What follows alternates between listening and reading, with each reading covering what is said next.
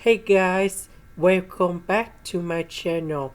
So today I want to talk about calculus, the topic that is about piecewise functions. So now I want to show you how to answer. So this is about the graph about this one. So this one that is about this one when s is smaller than or equals to number 3. This one that is about this one when s is greater than number 3. That's it from here. So question 8, when s approaches to negative infinity.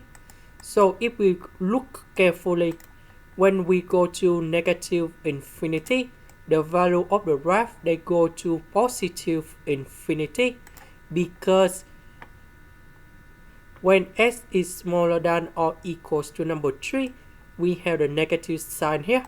But negative infinity with the negative, we have positive infinity. When s approaches to positive infinity, if they go to this way, the value they go down in here, and that is about negative infinity. When s approaches to number 3 on the right, they will go in here,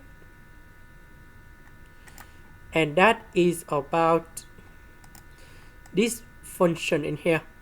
So I will put number 3 go in here, and then we calculate this one.